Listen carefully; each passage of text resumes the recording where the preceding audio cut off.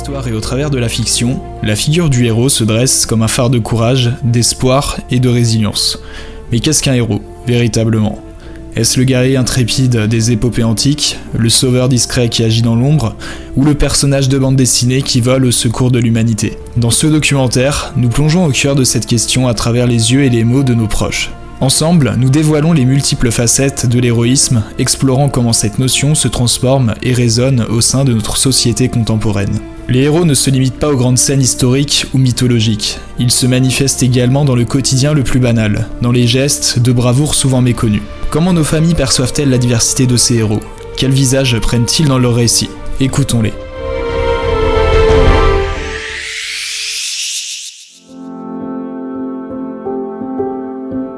Aller dans des endroits interdits, tu sais, quand on est petit, il y a des endroits où on n'avait pas le droit. Comme le casino, tu vois, par exemple. Tu te rends invisible et hop, tu peux accéder à ce genre d'endroit. Pour faire des choses que les lois et la législation nous empêchent de faire techniquement, alors que finalement tu fais pas de mal, c'est vraiment pour découvrir et voir des choses. Le premier héros qu'on a dans notre vie, il est lié à la jeunesse et à justement, je pense, les super-héros qu'on voit dans les dessins animés, tous les dessins animés qu'on voit, ou même au cinéma. Combien de fois on a été marqué par un super-héros au cinéma ? Dans tout registre. Hein. Simone Veil. C'est une femme qui a connu à Auschwitz et des choses comme ça, et qui est revenue sans haine, et qui après a tout fait pour aider les gens. Les pompiers, si on veut aller par là, ils ont beaucoup de mérite parce que ils sont au contact du feu, ils peuvent mourir. Pour moi, c'est des super-héros. C'est pas Spider-Man qui sauve quelqu'un d'une chute, tu sais, de 3e étage d'un immeuble, on sait rien. Et peut-être que toi, ça peut intuitivement te faire penser à ça au moment où tu dois le faire. Ça te pousse finalement à avoir la meilleure action possible à ce moment-là. L'héroïsme, tissé dans le riche tapis de nos récits collectifs, tire sa force des légendes transmises à travers le temps, illustrant comment la mémoire et les médias modernes façonnent nos icônes. André Malraux a affirmé qu'il n'y a pas de héros sans auditoire. Cela nous amène à nous interroger. Est-ce l'acte héroïque en lui-même qui forge un héros ? Ou bien est-ce la manière dont cet acte est raconté et reçu par la société ? C'est la narration, partagée au sein des familles ou diffusée par les médias, qui insuffle vie et lumière aux actes de bravoure, transformant des moments personnels en héritage universel. Ainsi, notre perception de l'héroïsme se nourrit de ces récits partagés, faisant de chaque conteur un architecte de l'héroïsme contemporain, perpétuant les valeurs et les exploits qui définissent nos héros à travers les générations. De Gaulle avait été un personnage important. Et puis, oui, Giscard d'Estaing, Mitterrand, Chirac. Bon, moi, je ne les ai pas considérés comme des héros, ceux-là. Et je dirais Rocky. C'est quelqu'un qui part de rien, qui a un objectif, et qui se bat parce qu'il aime la boxe et parce qu'on lui propose quelque chose, et qui après garde des valeurs. C'est-à-dire qu'il ne sombre pas dans l'argent, il ne sombre pas dans le luxe. Il vit dans une petite maison tranquille, une fois qu'il a été champion du monde, et il a eu la même femme, il garde ses valeurs, les valeurs qu'il avait quand il était jeune. Je pense que d'une certaine manière, on aimerait intérieurement ressembler à ces héros, mais sans pour autant les atteindre, parce que si on les atteint, ça devient plus des héros. Et je pense qu'on cherche toujours, des gens qu'on estime entre guillemets supérieurs à nous dans notre domaine, et on essaye, de leur ressembler au maximum. Et c'est pour ça que c'est important d'avoir des héros qui ont des valeurs et qui se comportent bien. Parce qu'évidemment, il y a les héros et aussi les anti-héros. Surtout dans les Marvel, il y a toujours le gentil et le méchant. Et on fait toujours triompher le gentil, justement, pour donner une bonne image aux futurs enfants qui regardent ces dessins animés. Qu'est-ce que t'appelles les super-héros fictifs ? Par exemple, Superman... Non, je regarde pas ces trucs-là, non. T'aimes pas ? Non, j'aime pas. Je dirais Batman.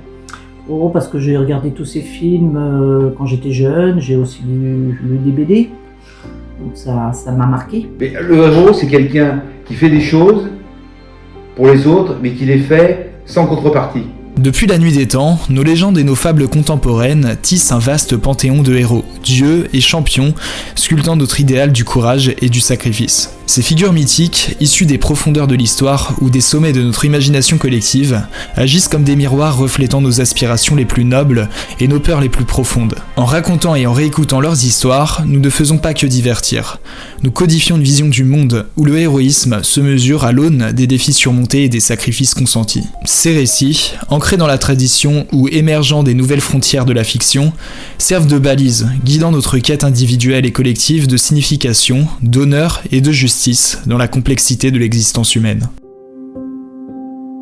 Il y a encore des gens qui sont capables de donner de leur temps, de donner de leur investissement, sans en attendre de contrepartie pour aider l'humain.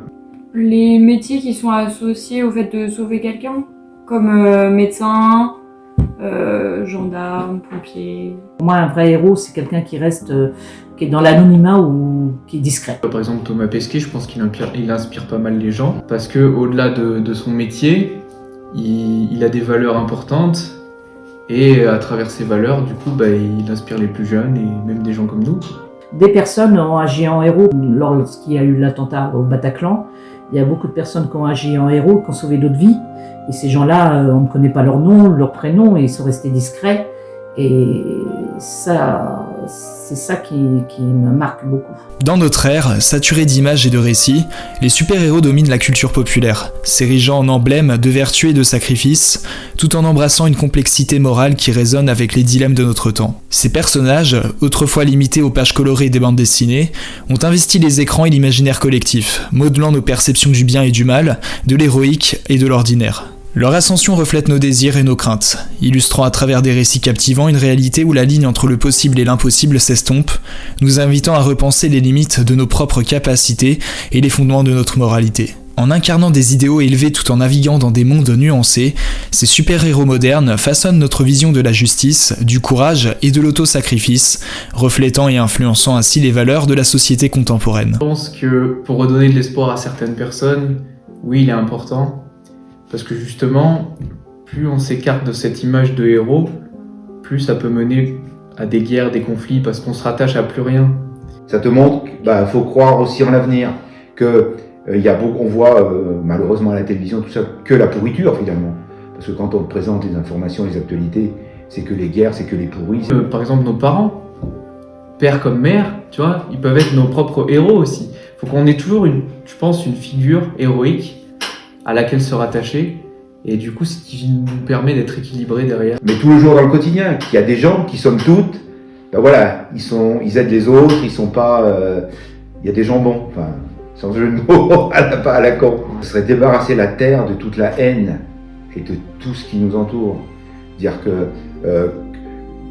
que les gens aient leurs idées à eux, ok, t'as le droit de penser différent de moi, je suis d'accord, mais pas pour autant que tu vas te battre ou créer des conflits, ce serait ça. Le concept du héros transcende la notion d'un archétype distant ou d'une figure mythique.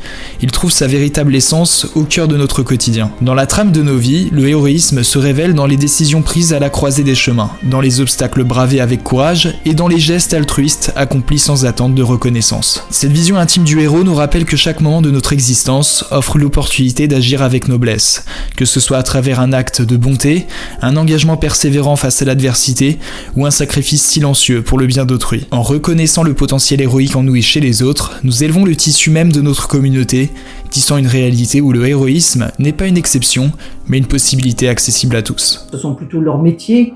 Ils sont pompiers, ils sont soldats, ils sont chirurgiens ou médecins, donc ils sont connus. Mais moi, mon héros préféré, c'est celui qui fait les choses sans rien attendre en retour. Mais je pense que n'importe qui est un héros tous les jours, à sa manière, en faisant des choses. L'infirmière qui va soigner tous les jours, c'est un héros. Le gars qui se bat pour essayer de trouver, de guérir le cancer, c'est un héros. La mère de famille qui fait des heures et qui en bave pour élever ses 2 enfants, pour essayer de leur donner une vie meilleure, c'est un héros. Il y en a plein des héros.